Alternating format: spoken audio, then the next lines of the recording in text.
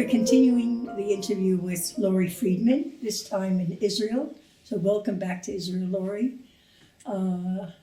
Here for the Jubilee of Batsheva, 50 years. It's a very special celebration. And I want to go back to your beginnings with Jane Dudley.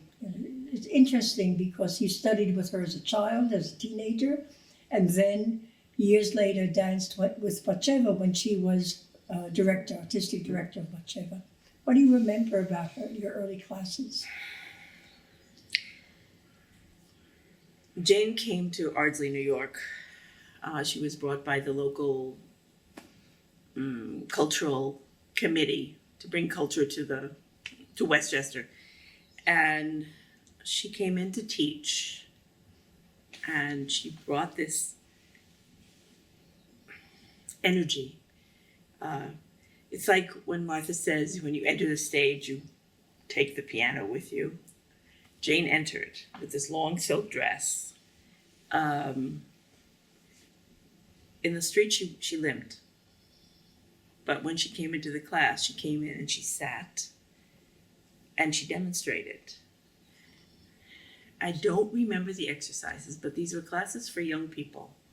And I demonstrated for her as well as I took my own teenage class. But I remember her standing there and talking about art and what the movement was about and what a contraction is and the depth of it and the meaning of it. I think it was closer to the early technique. Is what she certainly didn't teach by rote, and she certainly didn't walk into the class and say, and begin. She taught every exercise. What were the things that she was looking for in the exercise? What did she correct you about? What was she? I don't remember. Was it the regular class like we did later in Batsheva? Did it have the same organization? No, because these were classes for children, and they were creative dance classes. So in what way was it creative? Well, we worked with props. We worked with qualities of movement. She had these wonderful silk scarves that were tie-dyed, that she had, 6 foot by 4 foot scarves that we wafted around. She had elastics that we danced with. She had balloons that we threw up in the air. But her mother had been a teacher of creative dance. I don't know what style, but I think it was closer to Hanya Holm. In fact, I think Jane danced with Hanya Holm before she came to the Graham technique. I looked up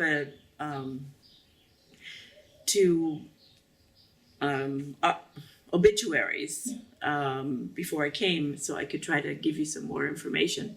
And it said that she danced with Hanya Holm, and when Hanya was at Bennington College is where she was introduced to Martha. And that's interesting.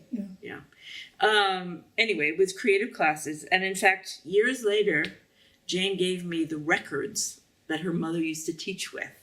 The rhythmic music. But did she start the class with exercises, or she started the class creatively? Oh, I'm sure she started with bounces and breathings and Graham technique, but she did it for young people. Okay. I don't remember her classes at Batsheva. As a child, I remember demonstrating for her.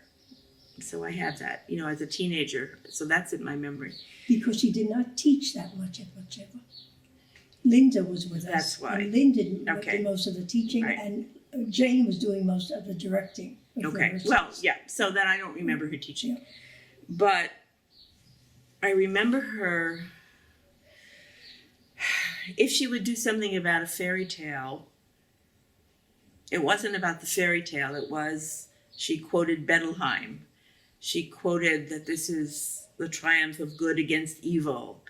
This is, love and hate and good and bad. And so she was giving the sort of the depth of what things were about. And that was what she was about, is what the meaning of dance or the meaning of movement.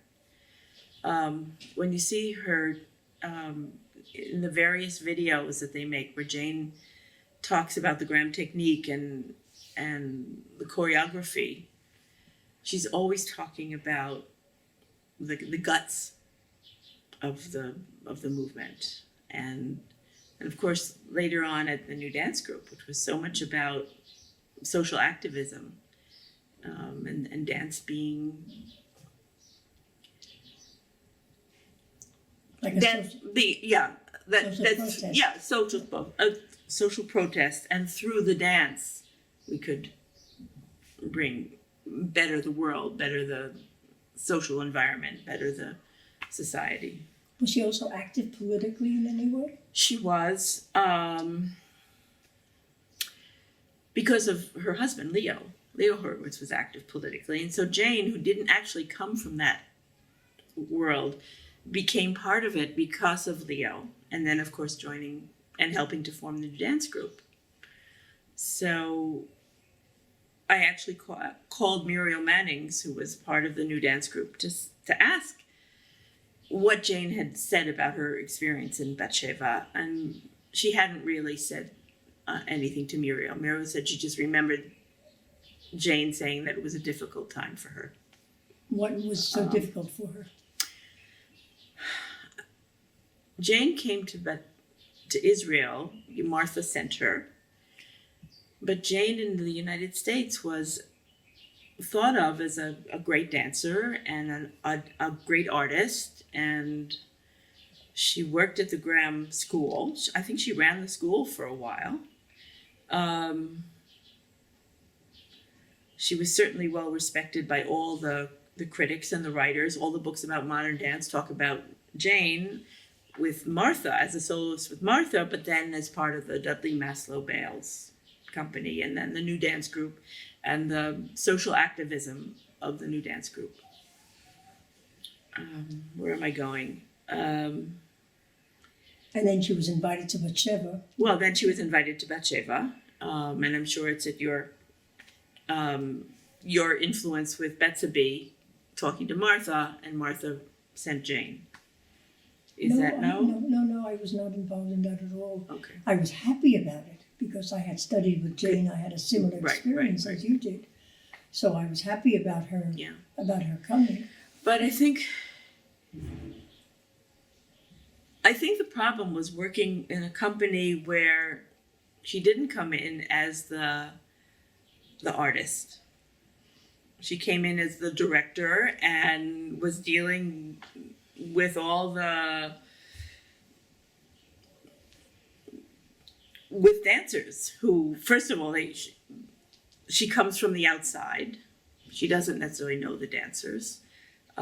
She suddenly has to direct a company, and the egos of directing Moshe Efrati and the dancers. I think she was overwhelmed by this. I think it was, she wasn't used to people answering her back. Yeah. She wasn't used to someone throwing a tape recorder at her across the studio.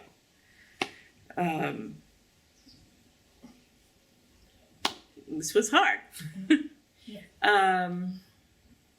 Ask me another question and maybe it'll generate.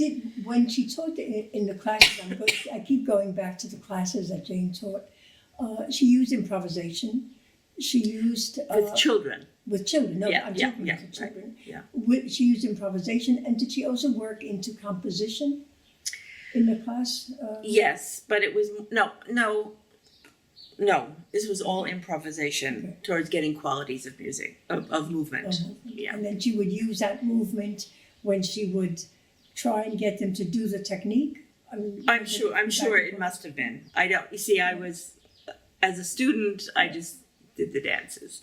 But yes, working with silk, and she's the one who showed me about the strength of silk and how it catches the air and how it moves. This is I got through Jane. And she got through Martha. Of course, okay. But also through her mother. Yeah. The work. I guess it was more like Delacroix work that her mother did. Well, my teacher had the same thing, Blanche Evan. Okay. Did something similar in the use of these different kinds of props and materials. So it was a time. Okay. And you don't remember her teaching, but her teaching later became very basic. I remember. Well, yes. Well, first of all, she couldn't do that much, but she went back. She worked with Martha at the beginning. So it was the early technique, the beginning technique. We certainly didn't do that whole series of, in fourth position. We didn't do all those series, but we did the basics of it, and what is a contraction and how you move the hips, how you breathe it. She was interested in the depth of a movement. And when she taught in later years, when she taught in London, that's what she taught, going back to the basics of the technique. Okay. Well, then yes. I mean, that's what she could speak to. Yeah. She certainly didn't speak to rote. When I say rote, I mean going into a Graham class in New York City where you go and begin and do one of these and three of these and four of those, and it goes on for 10 minutes or 15 minutes. She never taught that way.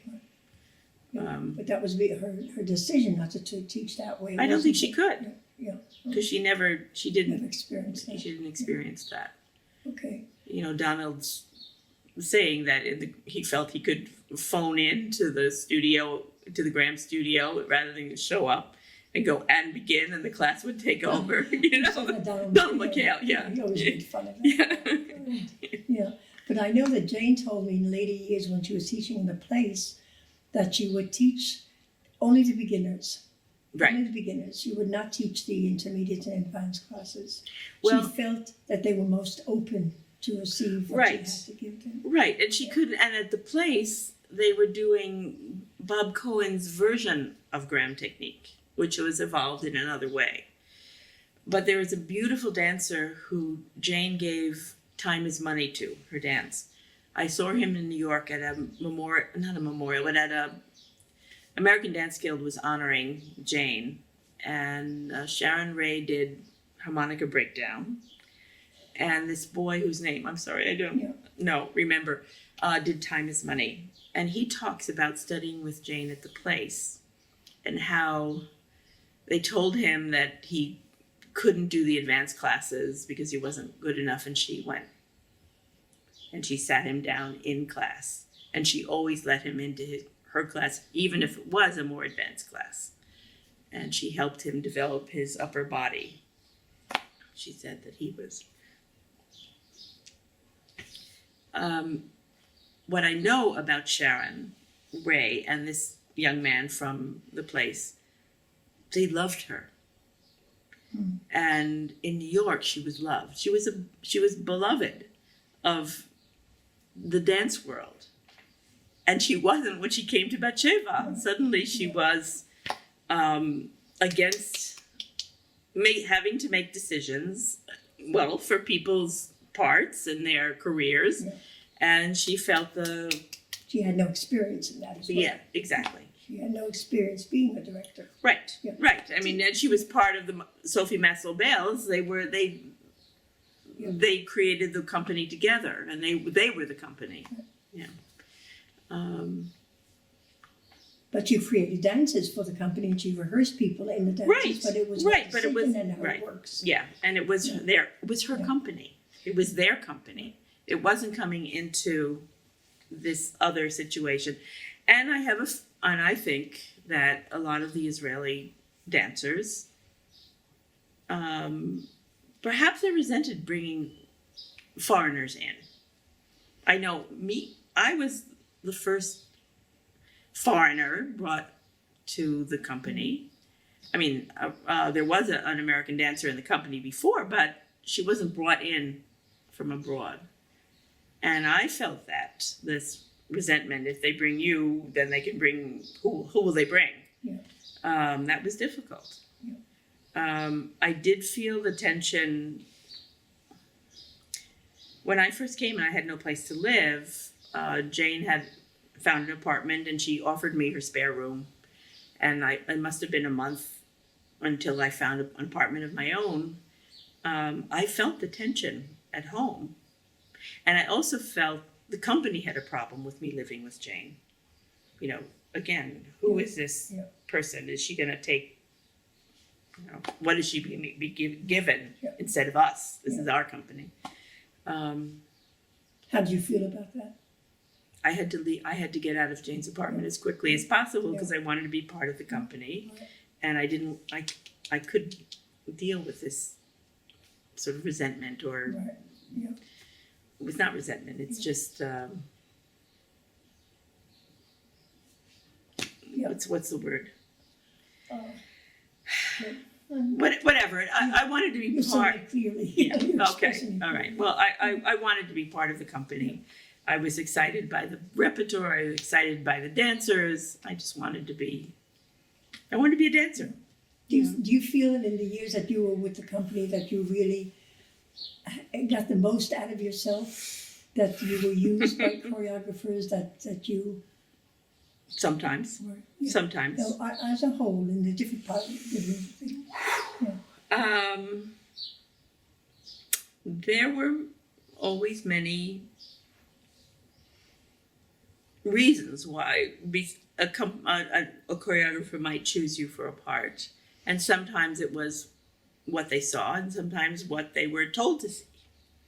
I know that I was used by Donald McHale, and I got to do some wonderful parts because of whether Donald saw it or I don't know. Anna Sokolow, I felt, I knew, I had met Anna in the States, and she actually knew my father, which I know that's funny, but there was a connection. I felt I didn't work with as many Israeli choreographers. Rena Schelfeld used me in a piece, and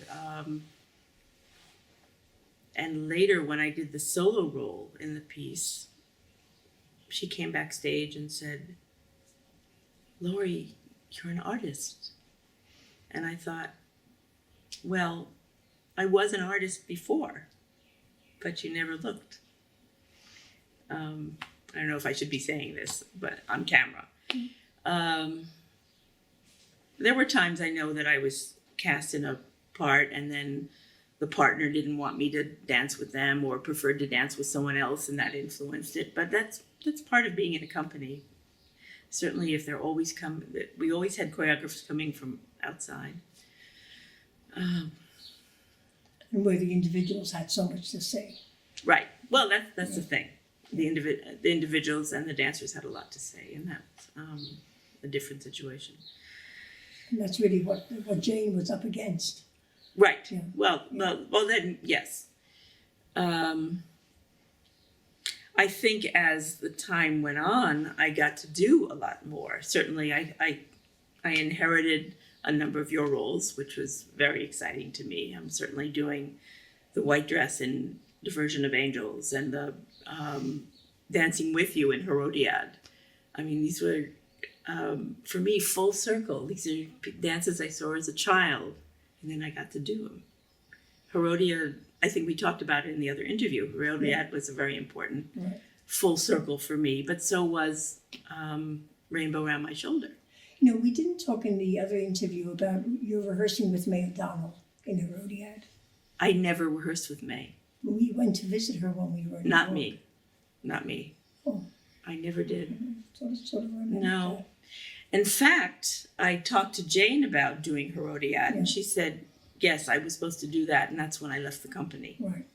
Yeah, I was surprised that she wasn't, because Martha called May back. May also was not at the time working with Martha, and May was called back in to do Herodiad, to dance Herodiad. May was always a guest. Okay, well, this is, Jane left the company to form the Dudley Maslow Bale and the new dance group. I don't know the exact order of that, but that's exactly when she was leaving the Graham company. Mm-hmm. And so she didn't do the attendant. Uh-huh. So she said she was supposed to have done it? And she was supposed to have done it. Yeah. Because Jane always played the alter ego or the ancestress or that as the counter to Martha's role. But that's interesting because Jane as a character, who she was different from May. You know, interesting to see how the work would have evolved if Jane Interesting. had been in it. Interesting. There's a difference between the quality of movement of both of them. See, I don't know May, Yeah. but Jane was the aloof ancestress. She wasn't a warm, engulfing character. Yeah. I can't say. I learned the part from that movie that was chopped up and silent. And I had to try to fit all this in and analyze it, and I got one story about it from you, because was dancing with you, and you told me about the dance. I got a totally different story from Rena What Schenfeld. was the story from Rena Schenfeld that was totally different? Well, let me just finish. And then Bill Luther, who was directing the company at the time, also gave me an entire different call. Mm. And not until Gene Lester came to see what he was going to be conducting in New York did he help me. Because Gene had the original score, and it was written, when you run up stage and when you do this and when these big movements happen. He was able to set it on the score for me. He also, I know you said you thought you introduced me to the Mallarmé book, Yeah. but he sent me the book Yeah. and told me that, you were at Bennington College, you worked with Ben Bellet. How do you not know this poem? And I thought, I knew Ben Bellet because he was my academic advisor, and I knew him as a translator of Spanish poetry, of Neruda, and I didn't know that he had translated the Mallarmé and worked with Martha on the poem, which later became Herodiad. But do you remember the original title of the ballet? Mirror Before Me. The Mirror Before Me. And when I worked with Ben Bellet, he worked with me on the images of working with a mirror, very detailed. And then he gave me the title of Mirror Unto Me. And I'm sure it's the same way he worked with Martha. He certainly never said it, but, I'd come and show him what I had done, and he'd ask me questions about it, and I couldn't answer. So I'd go away and I'd work, and I'd come back the next week and I'd answer his questions. He'd ask me more questions. When I read the Mallarmé, the book about the poetry, I realized it was the same way he had worked with Martha, and the images for the dance, one after another. Ben had worked with me. So from learning this, again, for me, it was full circle coming back, is doing this piece.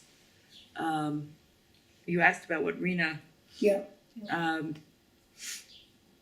If you remember. Yes, I do, in one sentence, which is not really the essence of it. But I felt from you, I was preparing you to choose between a personal life and an artistic life.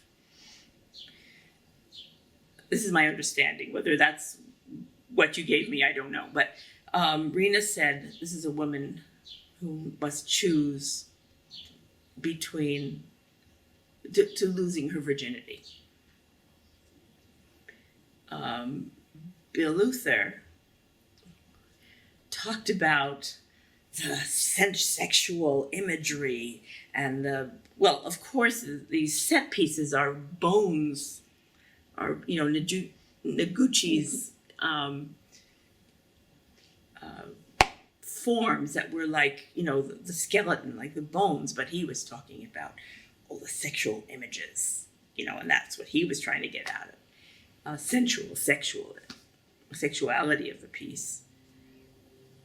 And Gene Lester said it's about Mallarmé's poem about the winter. And it's all that. About the winter? Yeah, it's Mallarmé's poem about winter, death, winter. The other poem the spring and life poem, or renewed life, is Afternoon of a Faun. So this was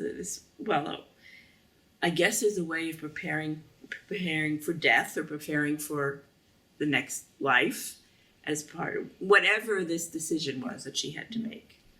Well, I think that Martha worked with each person in a different way, Yes. and wanted the interpretation to be as that person, Or that person, or the thing that would pull exactly will pull out it out of emotion the emotion. Right. Yeah.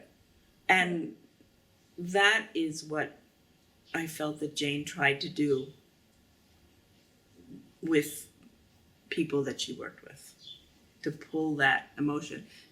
I'm not saying the same way, but when I watched the video of her teaching Sharon Ray her piece of harmonica breakdown, that's what she was doing. She was looking for the way to pull the depth and the essence and the meaning out of her body, out of her, and changing the narrative, if need be, in order to get the emotion Right, and the movement right. in the way that you wanted, and Right. that's the way Martha worked, of course. Right. Yeah, strange that she didn't even try, when she was with Batsheva, that Jane didn't try to choreograph anything for the company. It was difficult. Choreography was hard for her. She would agonize over every detail. She wouldn't have been able to do it with Batsheva group. That's one thing that Muriel Manning said to me, was that Sophie Maslow it all bubbled out. She just did it. Yeah. And Jane had to rework and change and fix and to get the essence of something. I don't think she could have done that with the Batsheva company. Right. I don't think she had their appreciation of acknowledgement, I guess. And I think that was the problem, and she didn't know how to deal with that. Even after, that Jane fired me after the tour. After the first at the tour? first tour in Europe, and I was shocked.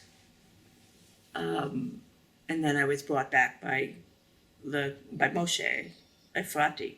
Well, not brought back, but when I was told I wasn't continuing with the company after the tour, but I didn't realize that Jane was leaving. Jane was leaving, and then what happened, it wasn't only Moshe.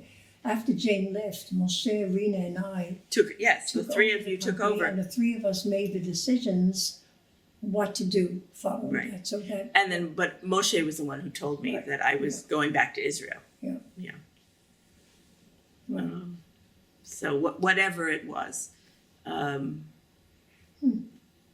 So and did Moshe use you in a work that he created after that? no, He did. No. After that, he did indoor. no. By that time, no, he didn't. But that's another story and another time. Yeah, it was much later. Wow. Wow. Yeah. But even after this, I mean, Jane was my mentor. She was my mother in dance. And I always visited her, whether she was at the place in London or in New York. I would go there, and she was my icon, in a way. She was my most severe critic. I would tell her what I was doing. I came to talk to her about performing Herodiad. I came to talk to her about at various parts. I showed her video I made.